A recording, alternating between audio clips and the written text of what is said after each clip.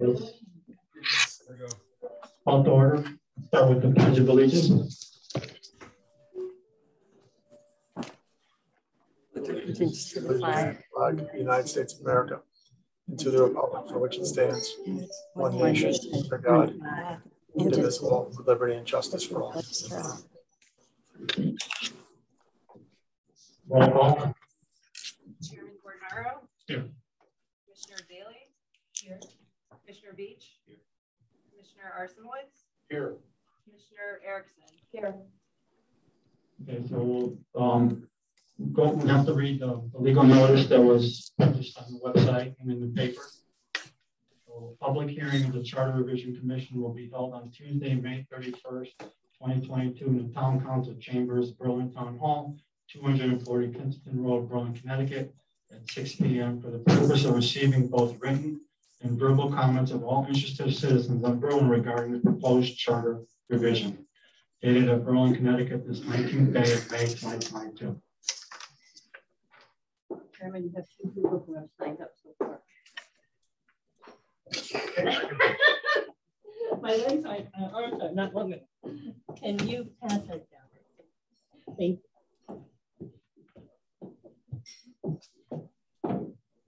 Okay, so we're looking at changes to the charter revision. This is an opportunity for the citizens to speak up, and we haven't really gotten into the real meetings yet, or we're going to changes or whatever. This is a initial public meeting to let you know that we were going to go into revision changes. Some of the areas that we're looking at is the B&A itself.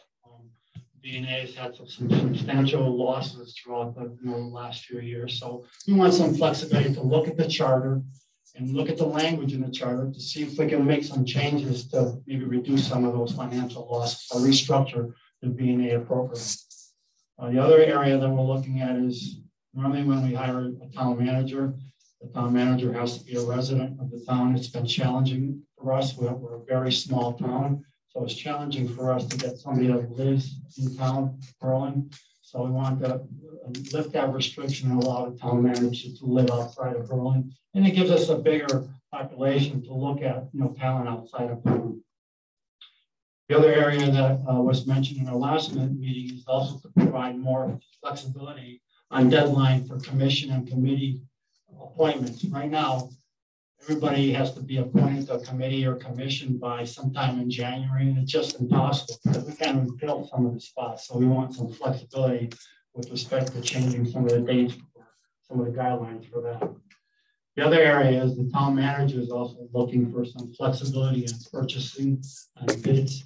Right now, he has the authority to purchase and do bids on less than $10,000, and he's looking to increase that to $25,000. And that's consistent with Connecticut state statutes. So those are some of the areas that we're looking at. I'm sure as we get into the charter, there'll be more changes that we're going to be looking at. We'll meet with the town manager. We're going to be meeting with other people to see what they see for potential changes in the charter, but they'll come in our next meetings. So this is an opportunity for the citizens to speak, and I'll call on Peg and Don Moore. Yeah, you can come up here and state your names and your address. You can come right up to here to this mic here, please. Peggy and Don Morton. We live on 26 Carriage Drive. We've been residents for 43 years in this town. We had the pleasure of working with the Berlin DNA. My husband had a full knee replacement in January 31st, and when he had to go to rehab, and when he had to leave rehab, the therapist and whatever that the doctor usually wanted couldn't come out. So they asked if we wanted the Berlin DNA, and that's the best thing that we ever did. They were fantastic. They came out right away. He had to wear a Foley for a while, and on a Saturday morning, it was leaking, and we had no idea what to do, so we called them. She told us what to do until she got there within the hour. I have a lot of friends in town. We're all older, and we do need the services of the Berlin VNAs you know, for our age right now. And we really appreciate having them in town, and they were just fantastic with us.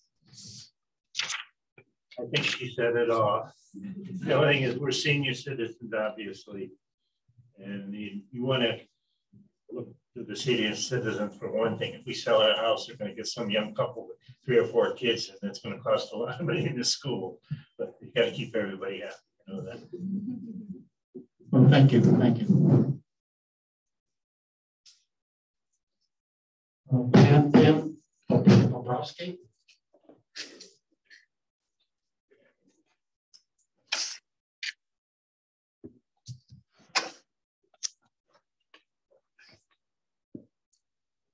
Dan Bobrowski, Kramer Drive. I'm here in favor of the Berlin VNA. I've been a nurse for over 50 years. I was on their board for over 10 years. You don't realize what a gem you have in this town. The seniors especially, and I'm a senior too. I know it someday I'm going to be calling them. You know, my uncle is right now is a patient of theirs, and I've also dealt with family members who have been taken care of by larger agencies. The difference is phenomenal. The large agency, there is no continuity of care. On day one, you might see Mary, the next day you see Joe, the next day you see Susie, the next day you see maybe nobody, because they're so large, and when you try to get in touch with them, it's difficult. You know, when they have 4,000 patients, it's hard. You can't do that. My uncle recently had an incident where I called, and within the hour, the nurse was there, the problem was solved, she knew what to do. She has a rapport with my uncle, who was a difficult patient. She called my uncle's doctor, he got on the proper medication, and probably saved his life. So I implore you, please, I know sometimes you talk about finances, but it's not always about money. It's about people. And that's what we nurses are here to do, take care of people. And, you know, it's easy to say, well, they can go someplace else. Maybe they can, but you know what? They won't get the care that they get here. Most of our seniors not only use the Berlin VNA once, but they use it over and over again. They break one hip, then they fall and hurt their knee. So they're always coming back, but there's that camaraderie. The patients know the nurses that are coming. The nurses know that patient. The PT people know them, so they know what they're capable of. So I think that you really need to stop and think about how important that agency is to this town and to the residents here. And that's what our job here and your job here is, to make sure that the residents are well taken care of. Thank you. Thank you. Thank you for your comments. Just to follow up, I mean, nobody says we're not in favor of the VNA. You know, we're just looking at it from the standpoint, can we? The charter right now does not give us the flexibility to make any changes. You know, even maybe an organization, some kind of structural change. We're not saying we're going to necessarily eliminate it, but it doesn't give us any flexibility. Just to give you an example, in this current fiscal year, the VNA had revenue of $600,000 and cost of $1.4 million. So they're going to lose $800,000. They've been losing approximately $1 million a year for the last 5 years. So from a finance standpoint, because I'm the chair of the finance department, I just have a responsibility, and in agreement with my other finance committee members, that we have to look at it and see, can we make changes to help with the financial loss that we have? That's all. You know, we're trying to, you know, we're looking at both sides. We know that the VNA has done some good things the last couple of years, especially. You know, so we have to balance this, and we have to look at both sides of this. And we'll work as hard as we can to find the best solution. Chairman, there is a speaker on Zoom. Karen, who would like to speak. Karen, you're on mute. Karen, you're on mute. Thank you. Thank you. Thank you for the opportunity to speak. My name is Karen Hennebree, but I'm speaking on behalf of my mother, who is a resident in Berlin. I was a resident. My mom's at 31 Colonial Drive, which is the center for I don't know, it's not senior living, but it's a housing unit in town of Berlin. And my mom doesn't have the technology to do this, so I said I would speak on her behalf. You talk about the revenue of only being 600,000 and the cost of $1.4 million. And my first red flag that goes out is there must be a billing issue, because there are tons of large agencies that operate VNA services, and they are not losing that much money per year. So when you go to evaluate, I'm hoping you're going to look at that red flag there and possibly change the cost, because the quality of the VNA, the personal care and the medical support, our family has had 2 generations with VNA, both my grandmother and my mother. The continuity of the care is incredible. And I can't speak to quantity or statistics, but the quality is unbelievable. It's more, though, than personal care and medical support. My mom wanted to relate how that appointment with the VNA, which she gets 5 days a week, has given her a sense of schedule. She has something to look forward to. It gives her a sense of quality care, familiarity. She has trust with the caregiver she has. She doesn't see a different person every day, which is incredible. She feels they really care. They've actually saved her life medically 2 times with infections that could have gotten out of control. It keeps her connected to the community that she grew up with and gave so much to. They talk to her about what's going on in the community. They connect her, and they give her more than just that personal care. So I'm hoping when you do review it, you look at the different levels, the personal caregiver and the nurse, because they work so well. They thread together each other. That person who sees my mom every day gives messages to the nurse. They help my mom with the technology to do televisits during COVID. Things that other agencies, they don't go that extra distance. We've been through probably 12 agencies, and VNA has been the best level of care that could ever happen. So I'm hoping that this is a billing and a cost issue, and not reflective of, you know, the changes to the personnel, because you don't get any better than that.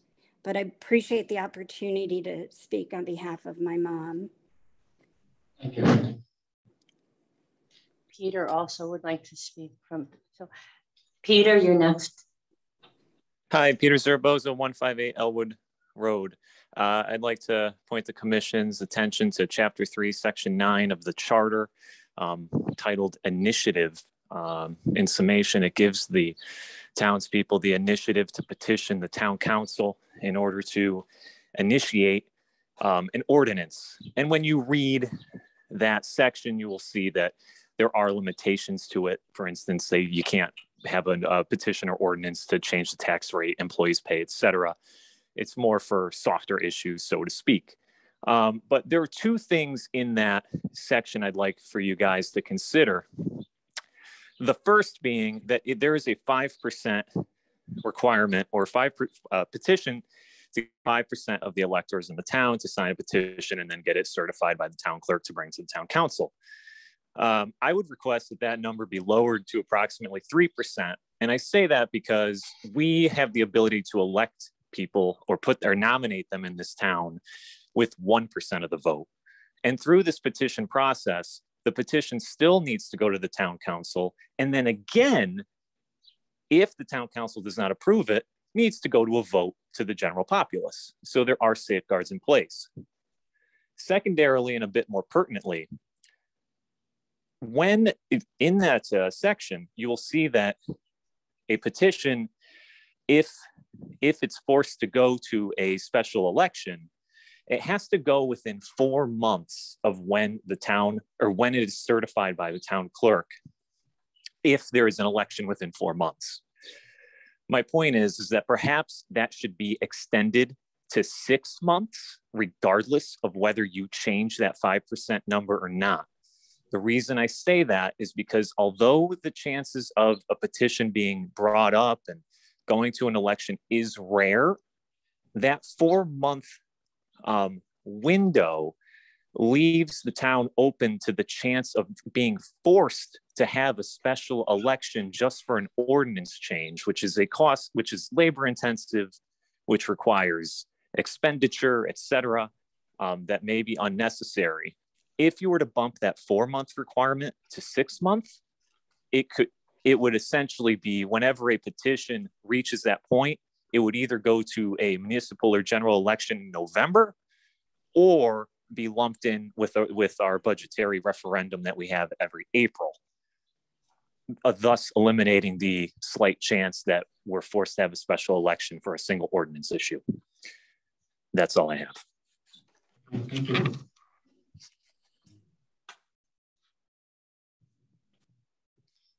I don't know if anybody else.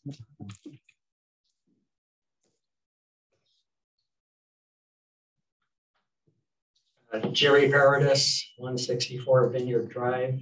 I'm the vice chairman of the Board of Finance, but I'm here on my own. I'm not speaking on behalf of the Board of Finance tonight.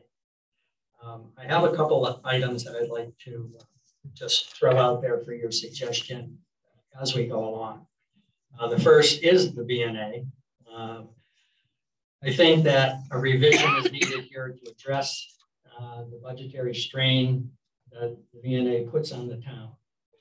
No one should confuse the quality of care issue with the financial issues. I've never heard anybody complain about the quality of care provided by the agency, but whether this should be a municipal function is really at the heart of the problem.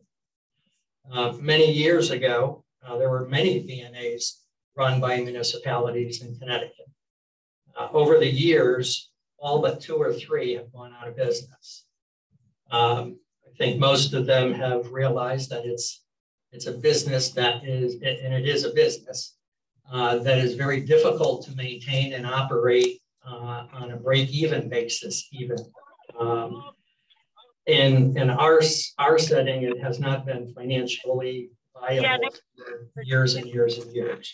No, they were in like overtime. I'm sorry. Extra innings. It was 2 to. Okay.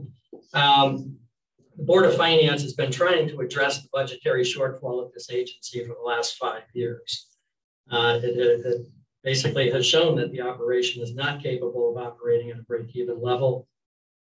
We've had a revolving door of administrators, all well-meaning, good-intentioned, with plans when they come in the door, but every one of them has had some level of implementing new ways of doing it, and sad to say, there have been no improvements in the bottom line. We had a study done very recently that sort of speaks to, and I don't want to say quality, but they spoke to the quantity of care that we were giving, indicating that the VNA was providing too many visits to people, thereby increasing the loss to their bottom line. So it does have to do with efficiency. It does have to do with operations. I think overall, the requirement in the charter that the VNA exists as part of the town should be eliminated.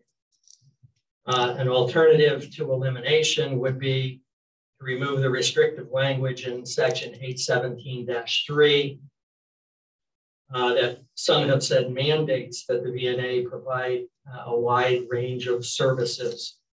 I think perhaps in today's environment where the same services, there is no shortage of services, as people have said. The requirement that they provide all the services is what has tied our hands from a budget making authority perspective. To move them to be more of a referral agency would be one direction to go in. And I think along with that, you would have to then move the school health services to the Board of Education, because currently school nurses all come under the VNA. The second item I have deals with Chapter 2, elections, Town of Council and Board of Finance.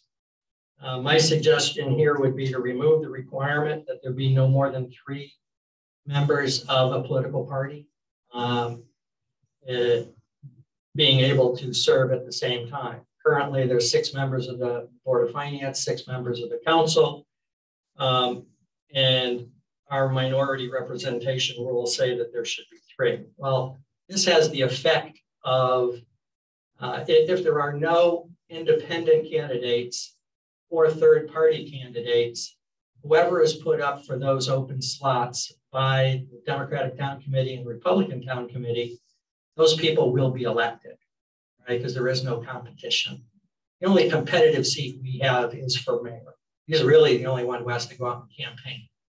The first vote that's cast for any of the council people or the Board of Finance people put them into office.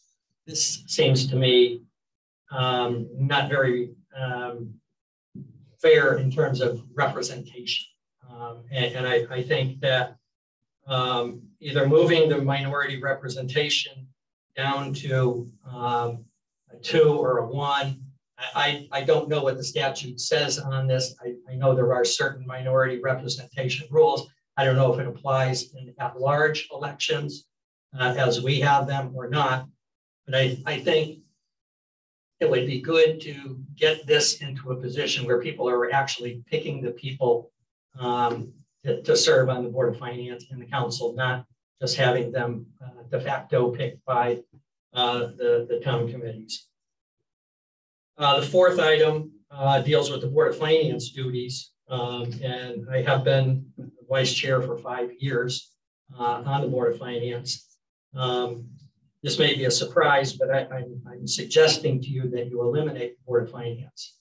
The function has been previous to our most recent charter change.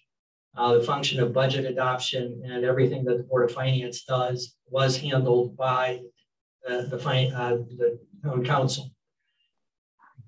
Really, the only, other than the development of the budget, there's only 1 or 2 other things that the Board of Finance actually has its own say on in the whole process. Other than that, all we're doing is approving actions taken by the town council. We can't initiate appropriations. We can't initiate transfers. And those are the biggest piece of what we normally do. So, I understand one of the reasons that they went to the Board of Finance was that they indicated that the budget was a burden and that there were not many financial people on the council. But I still think that if you went with my previous suggestion about minority representation and put the budget back in one person's hands or one body's hands, the people then really know who's responsible for the budget.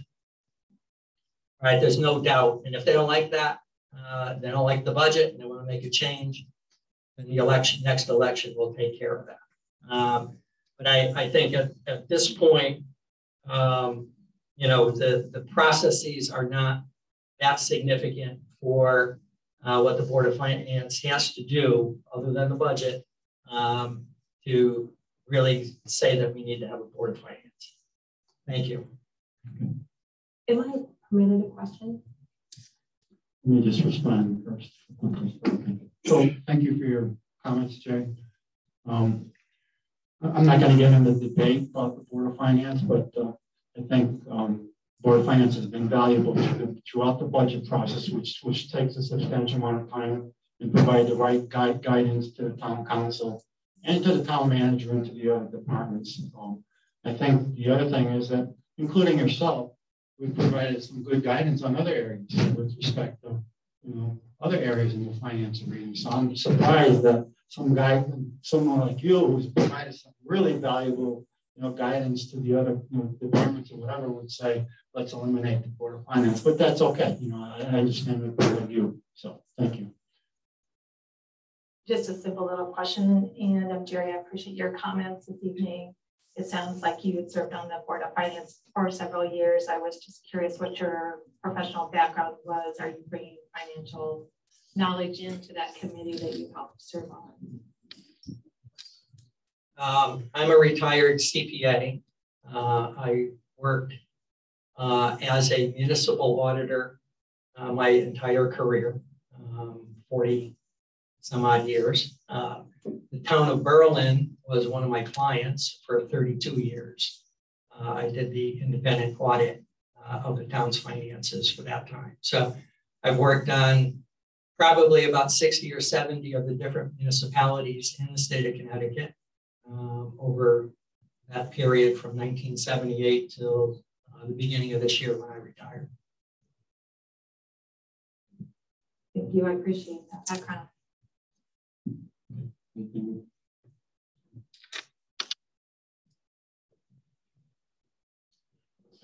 Sam Lamaglia, 78 Hickory Hill Road. The VNA served a purpose in the past. They did a wonderful job. They took care of my in-laws, Catherine and Dominic Tamburo, when they were sick. And I thanked them for what they did. They were caring individuals, and I don't get that from anywhere else. But I think we need to change the wording or something in the VNA. I was in the charter revision in 2016, and we were attempted to change the wording. But we did, I think we confused everybody. We had too many items to vote on, and that section failed. But we did have the intent to change the wording, and I hope the Charter Commission can do that. As far as one of the reasons why I came here is that when we did the charter revision in 2016, I think we made some serious flaws in the charter. One, and I have to agree with Jerry, on people that are running for council and Board of Finance. So I don't think anybody in town really understands that once the town committees approve these individuals, just one vote gets them in. It doesn't give the residents a choice. So the town committee would put up 3 Republicans and Democrats, and they're in, and it doesn't really give a choice. And the only person that's running is the mayor and the police commission. So those are people that are truly being elected by the public. And I have to agree with Jerry also with the minority rule. Back years ago, we used to have a 5-2 council. We should go back to 5-2 council, where then it'll force the town committees to run. Because if you're going to, once the town committees nominate the person, it's very hard for any individuals to primary the candidates that are nominated by the committees because they don't have the funds. So it keeps the process very close, and it doesn't give the people of this community a opportunity. As far as the Board of Finance, we did in 2016, we were probably doing some nostalgia thinking because some of us were on the Board of Finance years ago. We had a mayor and first selectman, and that Board of Finance really made all the decisions. And one of our flaws we put in the Board of Finance is that we gave the council the opportunity to reduce the any budgets that we would put out.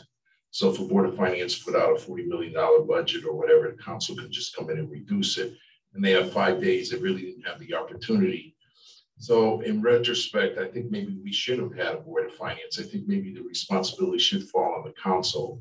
And if you do that election where you get more people involved, people on Board of Finance might run for the council and you'll have that financial experience on the council. But I think the ultimate responsibility of a budget should be on the council, not on the Board of Finance in the 21st century. And another flaw I think we did in 2016, and we were listening to the residents, they wanted a second or third opportunity on a budget referendum. But in 22, in our time now, nobody seems to vote on budget referendums. I mean, I think the last election, a referendum, correct me if I was wrong, Kate, I think we had less than 1,000 people that voted in that referendum. And it becomes a financial burden. I think we should cut it down to one referendum voted up or down, and then give the council the opportunity to do whatever they have to do. And if the people don't like it, then they can vote them out of office. But to have 2 referendums, it's just an overkill. It's a financial burden. And these people that are working at the polls are just hanging around for 20 people, 10 people. It's just time consuming and financial consuming. So I thank you for the opportunity. Thank you.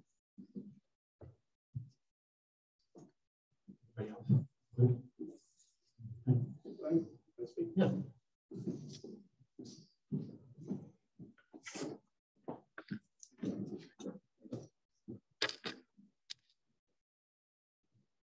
My name is John Roman. I live at 67 Glenview Drive.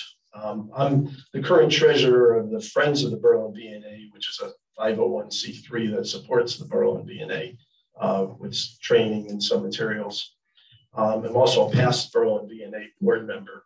Since it was established in 1926, the Berlin VNA has improved the quality of life in Berlin immeasurably.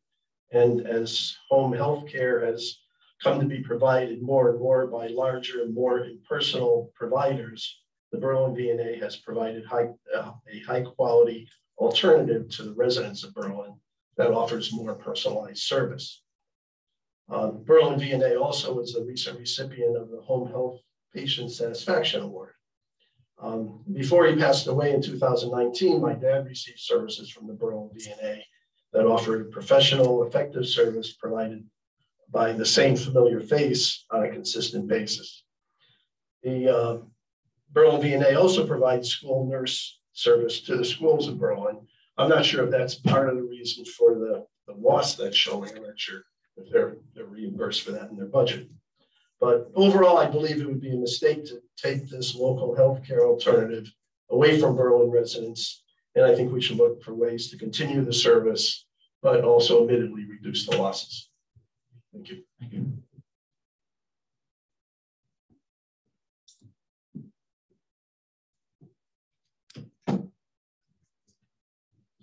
No one else is on Zoom that I know of. Okay. I have a motion to adjourn the meeting.